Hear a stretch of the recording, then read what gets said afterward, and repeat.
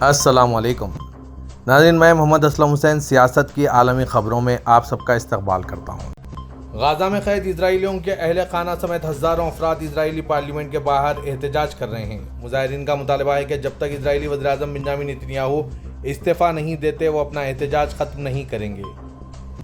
قطری نشریاتی ادارے الجزیرہ کی رپورٹ کے مطابق غازہ میں قید اسرائیلیوں کے اہل خانہ سمیت ہزاروں افراد نے تل ابیب سمیت اسرائیل کے مختلف شہروں میں قیدیوں کی رہائی کے لیے احتجاجی ریلی نکالی۔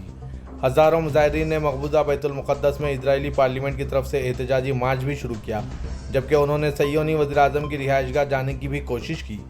مظاہرین نے اسرائیلی پارلیمنٹ کے سامنے دھرنا شروع کیا ہے۔ ہزاروں مظاہرین نے جنگ بندی کا مطالبہ کیا۔ اس کے علاوہ حماس کے زیر حراست اسرائیلی قیدیوں کو رہا کرنے اور قبل از وقت انتخابات کا بھی مطالبہ کر رہے ہیں۔ پارلیمنٹ کے باہر دھرنا دیتے ہوئے ایک شخص جن کے والد حماس کے زیر حراست میں ہیں، انہوں نے بتایا کہ نیتنیاہو قیدیوں کو واپس نہیں لانا چاہتے، وہ اپنے مشن میں ناکام ہو چکے ہیں۔ مظاہرین کا کہنا ہے کہ وہ نیتنیاہو حکومت کی پالیسیوں سے تنگ آ چکے ہیں۔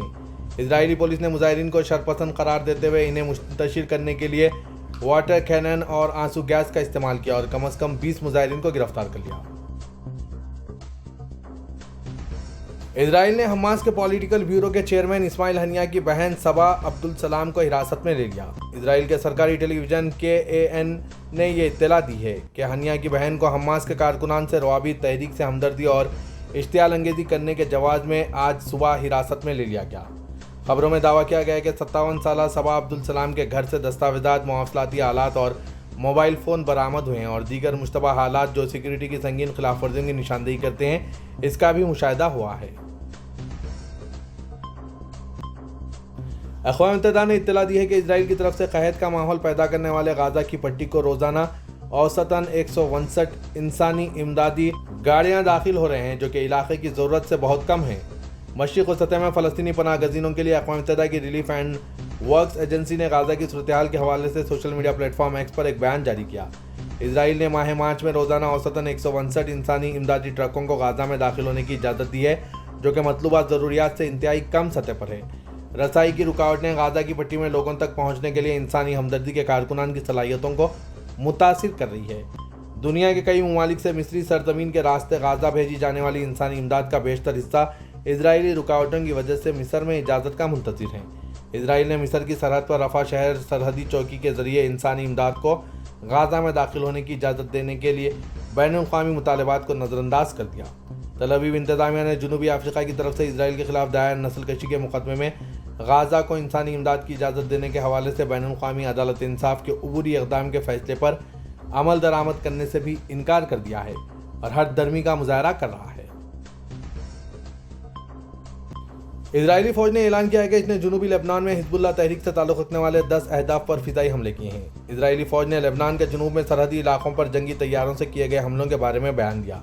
بیان میں کہا گیا ہے کہ لبنان کے جنوب میں ریشایا الفوہار کے علاقے میں حزب اللہ کے ہتھیاروں کے ڈیپو، مشاہداتی مقامات اور میزائل فائر کرنے کے پلیٹ فارم پر مشتمل اہداف پر تقریباً 10 فضائی حملے کیے گئے۔ لبنان کی سرکاری ایجنسی NNA میں شائع ہوئی خبر میں بتایا گیا کہ اسرائیلی جنگی طیاروں نے لبنان کے جنوب میں واقع صوبہ نبطیہ کے ضلع میرکیون میں فردوس کے درمیانی علاقے پر حملہ کیا۔ حزب اللہ نے اسرائیل کے حملوں اور ممکنہ جانی نقصان کے حوالے سے کوئی بیان جاری نہیں کیا۔ اسرائیلی فوج نے الشفا اسپتال کے 13 روزہ محاصرے میں 400 سے زیادہ فلسطینیوں کو شہید کر دیا۔ غازہ شہر میں امداد کے منتظر افراد پر بھی اسرائیلی فوج کی فائرنگ سے 17 فلسطینی شہید ہو گئے۔ الاقصی اسپتال میں صحافیوں کے خیموں پر بھی صہیونی افواج نے حملہ کر کے 2 فلسطینیوں کو شہید کر دیا۔ حملے میں متعدد صحافی زخمی ہوئے۔ اقوام متحدہ نمائندہ خصوصی برائے فلسطین فرانسیسکا البانیز نے اپنی رپورٹ میں کہا ہے کہ اسرائیل غازہ میں نسل کشی کر رہا ہے۔ جو کچھ رپورٹ میں بتایا گیا ہے یہ تو کچھ بھی نہیں۔ اسرائیل نے غازہ میں جو کچھ کیا ہے اس کی تحقیقات کی جائیں تو سالوں لگ سکتے ہیں۔ کیتھولک عیسائی کے روحانی پیشوا پوپ فرانسس نے ایسٹر کے پیغام میں غازہ جنگ بندی کی اپیل کرتے ہوئے کہا کہ میں ایک بار پھر اپیل کرتا ہوں کہ غازہ میں انسانی امداد کی رسائی یقینی بنائی جائے۔ فلسطین کے وزیراعظم محمد مصطفیٰ کی قیادت میں فلسطین کی نئی حکومت نے مغربی کنارے میں حلف لیا۔ نئی حکومت 23 وزارتی قلمدانوں پر مشتمل ہے، جن میں غازہ کی پٹی کے کم از کم 6 وزراء شامل ہیں۔ محمد مصطفیٰ وزیر خارجہ کا عہدہ بھی سنبھالیں گے، جو پہلے تجربہ کار سفارتکار ریاض المالکی کے پاس تھی۔ حلف برداری کی تقریب کے دوران فلسطینی صدر محمود عباس سے وزیر اعظم محمد مصطفیٰ نے عہد کیا کہ ان کی نئی حکومت تمام فلسطینیوں کی خدمت کرے گی۔ حکومت کی سیاسی ترجیحات پر زور دیا جائے گا، جن میں فلسطین لبریشن آرگنائزیشن اور اس کا سیاسی پروگرام اور بین الاقوامی پابندیاں شامل ہیں، جیسا کہ صدر محمود عباس نے تفویض نامے کے ذریعے لازمی قرار دیا ہے۔ تقریب کے بعد نئی حکومت کے ساتھ ملاقات میں محمود عباس نے اس بات کی تصدیق کی کہ غزہ میں جاری تنازع کو روکنے کے لیے عرب اور بین الاقوامی فریقوں کے ساتھ مل کر کام جاری رہے گا۔ فرانس میں باقاعدہ منصوبہ بندی کے ساتھ رمضان المبارک میں مساجد کی بے حرمتی کی جا رہی ہے، جس کی وجہ سے مسلم برادری میں شدید غم و غصہ پایا جا رہا ہے۔ عالمی قبرستان ادارے کے مطابق فرانس میں صرف ایک ہفتے کے دوران 2 مختلف شہروں کی 3 مساجد کو نشانہ بنایا گیا۔ ایک مسجد کے باہر بدجنور کو مار کر پھینکا گیا، جبکہ دوسرے پر حملہ کر کے نمازیوں کو ہراساں کیا گیا۔ مسلم رہنماؤں کا کہنا ہے کہ اسلام میں سور کا گوشت حرام ہے۔ انتہا پسندوں نے مسلمانوں کو تکلیف پہنچانے کے لیے مسجد جیسی مقدس جگہ پر ایک حرام جانور کا سر کاٹ کر پھینکا تاکہ مسلمانوں کے جذبات مجروح کیے جائیں۔ پولیس تاحال اس عمل کو کرنے والے ملزمین کو گرفتار کرنے میں ناکام رہی ہے۔ وزیر داخلہ نے ان واقعات کی مذمت کرتے ہوئے کہا کہ یہ ناقابل قبول حرکت ہے۔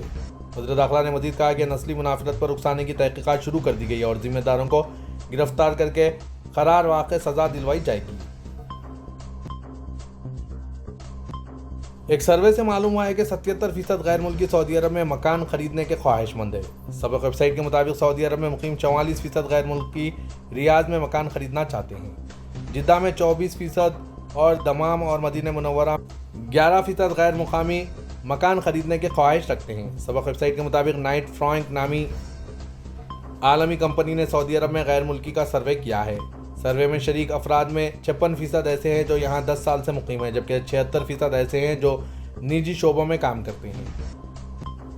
سروے سے معلوم ہوا ہے کہ 75% غیر ملکی 15 لاکھ ریال تک کا مکان خریدنے کے لیے تیار ہیں۔ 40% غیر ملکی ایسے ہیں جو 7,50,000 ریال سے زیادہ کا مکان خرید سکتے ہیں، جبکہ 9% غیر ملکی ایسے بھی ہیں جو 35 لاکھ ریال کا مکان خریدنے کے لیے تیار ہیں۔ وادر کے ریاض میں 2 بیڈ کا مکان 8 لاکھ ریال جبکہ جدہ میں 7 لاکھ ریال میں مل سکتا ہے، جبکہ 27 لاکھ ریال کا 3 بیڈ کا بنگلہ ریاض میں جبکہ 28 لاکھ ریال کا جدہ میں مل سکتا ہے۔ سروے میں شامل غیر ملکیوں کی اکثریت نے کہا ہے کہ وہ آئندہ 12 سے 24 ماہ کے دوران اس حوالے سے کوئی فیصلہ کریں گے۔ سعودی وزارت اسلامی امور نے مملکت کے تمام ریجنز کی مساجد اور عیدگاہوں میں عید الفطر کی نماز القریٰ کیلنڈر کے مطابق سورج طلوع ہونے کے 15 منٹ بعد ادا کرنے کی ہدایت دی ہے۔ سابق ویب سائٹ کے مطابق وزارت کے ریجنل دفاتر میں ارسال کیے گئے ہدایت نامے میں تمام جامع مسجد اور عیدگاہوں میں نماز کا اہتمام کرنے کے لیے کہا گیا ہے، ماں سوائے ان مساجد کے جو عیدگاہ کے قریب واقع ہیں اور جہاں لوگ عید کی نماز کے لیے نہیں جاتے۔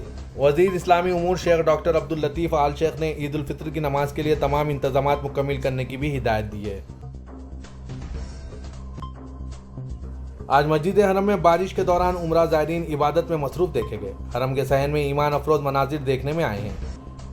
اس سال ماہ مقدس رمضان المبارک میں سعودی عرب کے کئی مقامات پر وقفے سے بارش کا سلسلہ جاری ہے۔ آج مسجد حرم میں بارش کے دوران عمرہ زائرین میں خوشی کی لہر دوڑ گئی اور بارش میں بھیگتے ہوئے لوگ عبادت میں مصروف دیکھے گئے۔ یہاں ایمان افروز مناظر دیکھنے میں آئے ہیں۔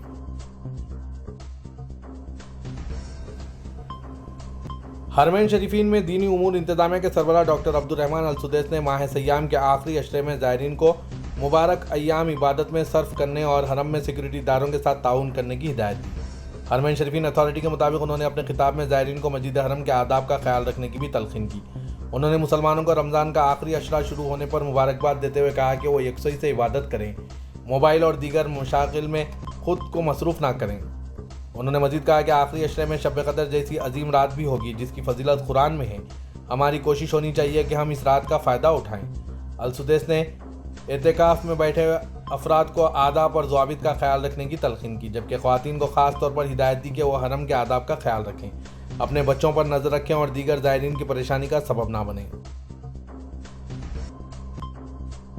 ترکیہ میں ہوئے مقامی حکومتوں کے انتخابات میں صدر ترکی رجب طیب اردغان اور ان کی جماعت کو بدترین شکست کا سامنا کرنا پڑا۔ کسی زمانے میں طیب اردغان کا گڑھ سمجھے جانے والے سب سے بڑے شہر استنبول میں بھی اپوزیشن جماعت نے کامیابی حاصل کر لی۔ Secular opposition Republican People's Party نے انقرہ اور استنبول سمیت 17 شہروں میں میئر کی نشستیں جیت لی۔ इसे 20 साल से बरसर इक़्तिदार रजब तैयब एर्दोगान और इनकी जमात जस्टिस एंड डेवलपमेंट पार्टी की अब तक की बदतरीन शिकस्त करार दिया जा रहा है। पाकिस्तान की एक हाई कोर्ट ने आज पीर के दिन तोशाखाना करप्शन केस में साबिक वज़ीर आज़म पाकिस्तान इमरान खान और इनकी बेगम बुशरा बीबी की 14 साल जेल की सज़ा मुअत्तल कर दी। दोनों को इस्लामाबाद की अदालत एहतसाब ने आम इंतखाबात से चंद दिन कबल 31 जनवरी को यह सज़ा सुनाई थी। पीर के दिन इस्लामाबाद हाई कोर्ट ने तोशाखाना केस में सज़ा मुअत्तल कर दी। इस्लामाबाद हाई कोर्ट के चीफ जस्टिस आमिर फारूक ने कहा कि सज़ा के खिलाफ अपीलों की समाअत ईद की तातीलात के बाद होगी। चीन ने हिंदुस्तान के अरुणाचल प्रदेश के मुख्तलिफ मुकामात के 30 नए नामों की चौथी फहरिस्त जारी की है। बीजिंग हालिया हफ्तों में हिंदुस्तानी रियासत पर अपना दावा बार बार जता रहा है। हिंदुस्तान ने अरुणाचल प्रदेश के मुकामात के नामों की तब्दीली के चीन के इक़दाम को मुस्तरद कर दिया। इसने कहा कि शुमाल मशरक़ी रियासत इसका अटूट हिस्सा है। इसने यह भी कहा कि नए नाम रखने से यह हैसियत बदलती नहीं है। चीन की वज़ारत शहरी उमूर ने ज़ेनकैन में जोग्राफियाई नामों में यकसानियत पैदा करने चौथी फहरिस्त जारी की। चीन ने अरुणाचल प्रदेश को ज़ेनकैन का नाम दिया है, जो बीजिंग के दावे के मुताबिक जनूबी तिब्बत का हिस्सा है।